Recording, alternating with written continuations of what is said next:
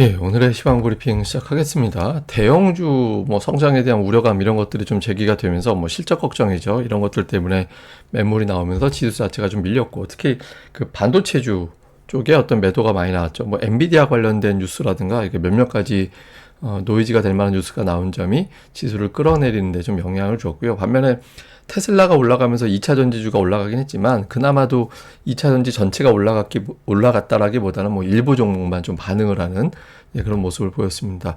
그리고 이제 수급에서는 외국인들이 다시 이제 대규모 매도를 보였는데 그 매도하는 것도 문제지만 그 매도하는 어떤 흐름 자체도 그 내용도 별로 좋지 않은 그런 모습이었습니다. 이런 내용들을 정리해 보도록 하겠습니다.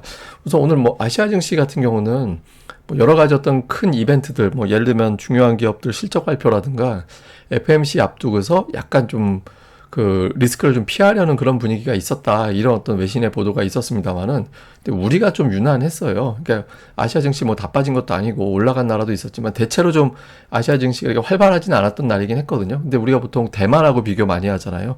그러니까 대만 증시 나쁘지 않았고, 또 TSMC도 오늘 같은 경우는 약간밖에 안 빠졌는데 우리가 좀 유난하게 반응을 했죠. 우리가 이제 유난하게 반응했던 건 몇몇 가지 어떤 뉴스들이 있었습니다. 우선 이제 미국에서 반도체주들이 부진했거든요. 오늘 하이닉스 빠지면서 시장에 영향을 줬잖아요. 그 HSBC에서 그 암이 한 30% 정도 빠질 거다, 이런 어떤 목표 주가를 제시했다라는 점. 그다음에 이제 엔비디아 같은 경우가 레이먼드 제임스에서 이제 그 엔비디아의 최근 하락이 일시적인 하락이 아니라 중기적인 어떤 하락 추세일 가능성이 있다, 그러니까 더 빠진다라는 거예요. 그러니까 이런 어떤 우려를 제기한 점. 물론 이제 이 개별적인 어떤 분석이긴 합니다만은 어쨌든 반도체가 좀 밀리는 그런 계기로 작동을 했고, 그리고 또 AMD 같은 경우도 바클레이즈에서 그 AI 랠리가 둔화되면서 목표 주가를 하향한다 이러면서 이제 $180 제시를 했거든요. 그러니까 지금 주가보다 높긴 하지만 어쨌든 반도체 관련해서 좀 조심스러워하는 그런 이슈가 있었잖아요. 여기에다가 이제 오늘 결정적으로 하이닉스가 빠지고 했던 건 그 애플이 엔비디아 외에 이제 다른 쪽으로 어떤 AI 관련돼서 그 칩을 구매하는 것 같다, 이렇게 나왔거든요. 근데 이게 이제 애플에 국한되는 게 아니라 그러니까 빅테크 기업들이 엔비디아의 어떤 대안을 모색하고 있는 것 같다. 그럼 향후에 엔비디아가 당장은 잘 나가지만 이후에는 꺾이는 거 아닌가? 그러니까 이런 걱정이 좀 있었던 것 같아요. 그래서 이런 것들이 좀 매도를 유발하면서 초반부터 SK하이닉스 하락시키고 코스닥에 관련된 종목을 좀 많이 빠지게 하고 이렇게 되고, 일정이 있으니까 중요한 일정 앞두고 매수 가동은 안 되고 이러면서 이제 시장이 좀 빠지고 하락 종목 수가 커지는 그런 이유로 작동했습니다. 물론 이제 그 하이닉스 같은 경우는 대만 TSMC가 오늘 별로 안 빠졌거든요. 그래서 하이닉스 같은 경우는 낙폭을 제법 줄일 수 있었는데 장중에 이제 오늘 거의 하루에 하나 또는 이틀 걸러 하루에 나오는 건데, 이제 삼성 관련해서 HBM 관련된 뉴스가 오늘 또 나왔어요. 예, 그러니까 블룸버그에서 나온 게 이제 AI 관련된 칩이 격차 줄기 시작했다. 디자인 변경해서 발열 문제를 좀 해소한 걸로 보여서 3, 4개월 이내, 근데 말이 3, 4개월이지 3, 4개월이면 연말이잖아요. 근데 어쨌든 차세대 제품에 대해서 승인이 될 것 같다, 이런 취지의 어떤 기사가 나왔거든요. 그래서 또 경쟁사 등장 이런 것들이 나오면 또 주가 밀리잖아요. 그래서 하이닉스가 제대로 낙폭을 줄이지 못하면서 또 이 부분도 이제 지수의 발목을 끝까지 잡는 그런 요인으로 작동을 했던 것 같습니다. 근데 이제 좀 긍정적인 뉴스도 없지는 않았어요. 예를 들면 오늘 로이터에서는 한국의 7월 수출이 26개월 만에 가장 강한 성장을 보일 것 같다. 그래서 반도체, 자동차, 중국 수출에 어떤 증가 효과가 있어서 한국의 수출 성장이 강하다, 그러니까 이런 내용들이 공개가 되고, 근데 이게 코스피가 우리나라 이제 수출 가격, 전체 수출하는 가격의 그냥 수출 금액으로 따져도 무방하다라고 보는데, 어쨌든 그 데이터대로 코스피가 움직이는 경향이 있거든요. 그래서 저런 데이터들 계속 나오면 이제 결과적으로 증시는 올라가긴 합니다. 그래서 이런 것들에 대한 긍정적인 게 있었고, 또 이제 증시 전체적으로도 보면 UBS에서는 기술적 하락을 이용해서 매수해야 된다.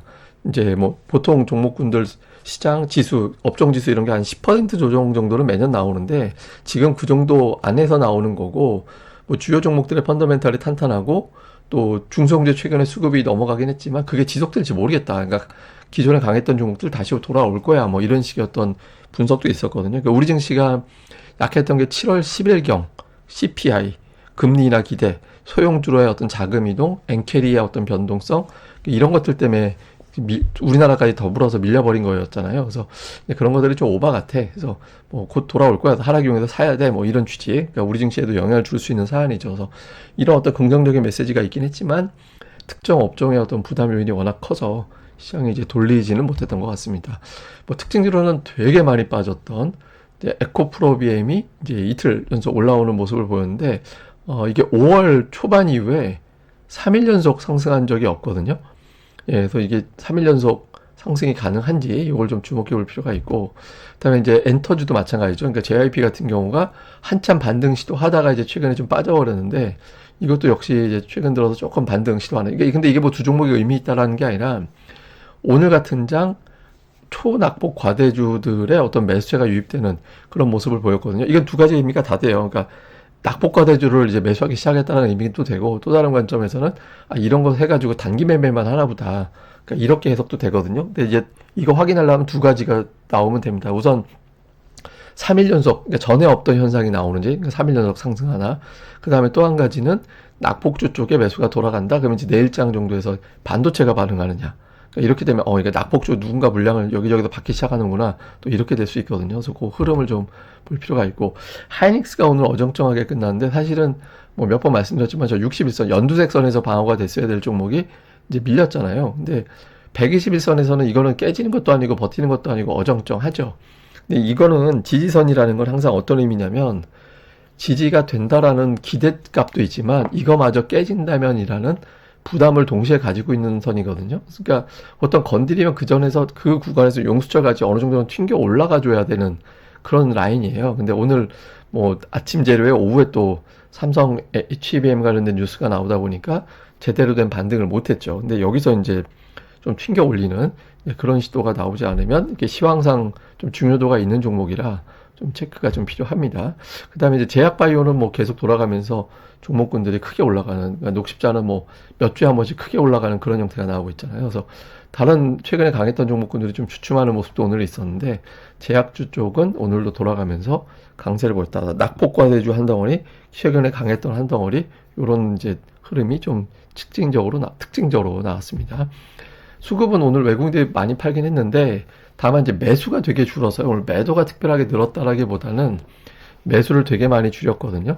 근데 선물 매도가 되게 특이합니다. 그러니까 선물 매도가 지금은 더 쥐어짜는 듯한 느낌이 좀 있거든요. 그러니까 쥐어짜서 매도하는 듯한 그런 느낌이 좀 있어서 저렇게까지 매도할 적인가 싶긴 한데, 어쨌든 그러니까 대형주 쪽에 어제 같은 경우 시가총액 상위가 다 올라갔잖아요. 근데 오늘 그러니까 최상위 10위까지인가가 어제 대부분 올라갔는데 오늘 반대로 하락한 종목이 일방적으로 많았죠. 오늘 같은 경우는.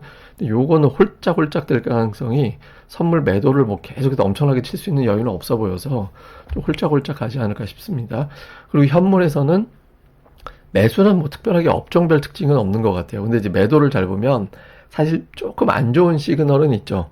예, 그러니까 4천억 매도하면 최근 들어서 유행은 대량 매도한다. 그러면 특정 종목이 매도 다였고 한 80에서 90% 되고 나머지는 안 판다. 이런 구도였는데 오늘은 하이닉스가 순매도 1위지만 매도는 전체적으로 한 25% 정도밖에 안 됐어요. 그러니까 다른 업종을 고르게 다 팔았다라는 의미라서 이게 별로 안 좋은 시그널입니다. 그러니까 오늘 하루에 그치지 않고 이런 흐름이 이어지면 뭐 지지선이고 뭐고 이제 더 깨질 수 있거든요. 그래서 요거 이제 내일장에서 또 이제 또 홀짝으로 바뀌는, 홀짝이라는 거 뭐냐면 그러니까 좋았다 나빴다 좋았다 나빴다를 이제 홀짝이라고 표현하거든요. 그래서 그런 흐름이 나오게 되는지.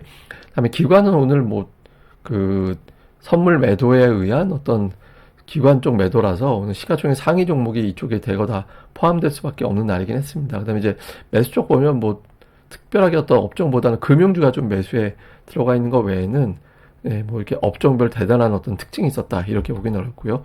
코스닥은 외국인들이 조금 특징이 뭐 매도 쪽도 매도 쪽이지만 매수해서 보면 뭐 에코프로비엠 있고 에코프로 있고 해서 2차전지 매수한 것도 있지만 오늘 좀 밀리는 가운데서 반도체주를 많이 담았거든요. 그러니까 매수한 종목 중에 반도체주가 절반 정도 돼요. 그래서 좀 빠진 거를 담은 걸로 봤을 때 또 기술적 반등을 노리는 거 아닌가?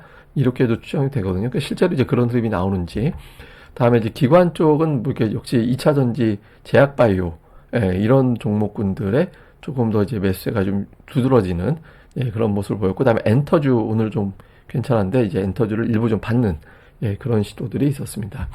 자, 뭐 시장 정리해 보면 미국에서 메가캡 종목군들이 안 빠지는 게 되게 중요합니다. 그러니까 지금 뭐 이게 다시 뭐 엄청나게 급등한다 이런 취지보다는 빠지지 않는 모습을 보여줘야 이제 뭐 메가캡 하락, 뭐 예를 들어서 뭐 엔캐리가 됐든 반도체 악재가 됐든 AI에 대한 성장 둔화가 됐든 우리 입장에서는 저게 빠지면 부정적으로 해석되는 재료들일 수밖에 없거든요. 그러니까 보통 메가캡 빠져서 신흥시장 투자한다 이런 구도가 나오는 게 아니잖아요. 지금 그래서 어떻게든 저 종목군들이 버텨주면서 플러스가 나는 종목이 더 많은 그런 흐름이 나와줘야 되고, 그 다음에 이제 FOMC 직전인데, 그러니까 작동하는 뉴스가 금리에 집중을 할 거냐, 그다음에 순환매에 집중을 할 거냐, 선거로 갈 거냐. 그러니까 지금 제일 자연스러운 건 금리 내리는데 실적 괜찮아서 좋아질 거야. 그리고 이제 또 뭐 지금 인플레이션이 잡혀서 금리 내리는 거야. 이런 프레임으로 가는 게 시장에는 제일 낫죠. 그래서 그런 구도가 되는지.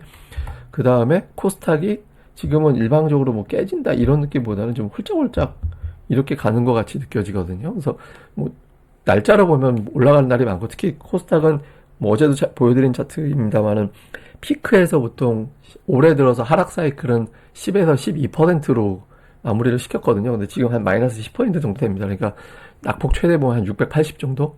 예, 그 정도, 780 정도. 그러니까 20포인트, 2, 3% 이내에서 이제 바닥이 나올 가능성이 일단 패턴상으로는 좀 있어 보이는데, 근데 그게 되려면 빠지고 난 다음날 바로 올려야 돼요. 예, 그런 시도들이 좀 나오고, 특히 상승 종목수가 늘어나는지, 그리고 오늘 낙폭이 컸던 엔터와 2차 전지가 올라간 게 나름은 의미가 있는데, 이게 이제 뭐 저런 종목은 뭐 트릭으로 올려봐야 뭐 무슨 의미가 있겠어요. 그러니까 이제 뭐 이렇게 어떤 음모를 가지고 저걸 올렸다 이렇게 보긴 좀 어렵고, 낙폭이 컸다라는 점에서 좀 매수가 붙은 걸로 보여지긴 하거든요. 근데 이제 저게 다른 쪽으로 좀 확산돼서 이게 떨어진 걸 받기 시작하는 자금이 붙었구나 이런 해석이 되는 게 제일 편하긴 하죠. 예, 근데 그게 아니라 저거 좀 데이 트레이딩 들어온 거야 이렇게 돼버리면 이제 아무 의미가 없는 거고, 내일장에서의 흐름이 중요합니다. 그리고 좀 특이한 게 뭐냐면 소형업종, 코스닥의 소형업종 지수 차트거든요. 근데 저게 지금 하락이 2달 반이에요. 이번 조정 사이클이. 조정 사이클 2달 반이 나오고 있는데, 이게 2달 반, 소형업종 지수 2달 반 사이클이 얼마나 긴 거냐면, 그러니까 반등 주고 또 빠지고 반등 주고 또 빠질 수도 있잖아요. 근데 이제 완전히 바닥으로 내려가는 사이클이 이렇게 길어진 게 2015년 이후 최장일 거예요. 아마 2015년도 지금보다 짧았던가? 하여튼 2달 이상 이어진 조정 사이클이 그렇게 흔하게 나오는 게 아니거든요. 이게 유난하게 깁니다. 근데 낙폭은 뭐 작년에 나왔던 뭐 낙폭보다 큰 건 아니긴 하지만 기간적인 측면에서는 굉장히 길게 나오고 있거든요. 그래서 아마 추정을 해보면 뭐 여러 가지 변수도 있겠지만 뭐 여러분들이 걱정하시는 금투세 이슈도 없지는 않았던 것 같다 이렇게 이제 보여지긴 하는 것 같습니다. 근데 어쨌든 지금은 좀 홀짝, 그리고 오늘 종목들별로 보면 일부 많이 빠진 종목들 중에서 장 후반에 좀 낙폭을 많이 하는 시도들이 없잖아 좀 있었거든요.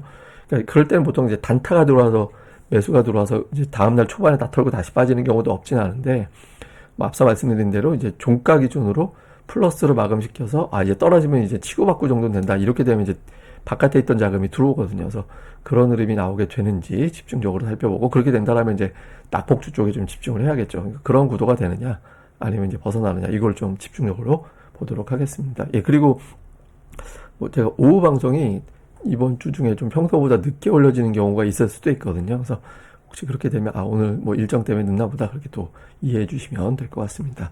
예, 그럼 저는 또 다음에 뵙겠습니다. 이 방송 구독하기, 좋아요 꼭 좀 부탁드립니다. 감사합니다.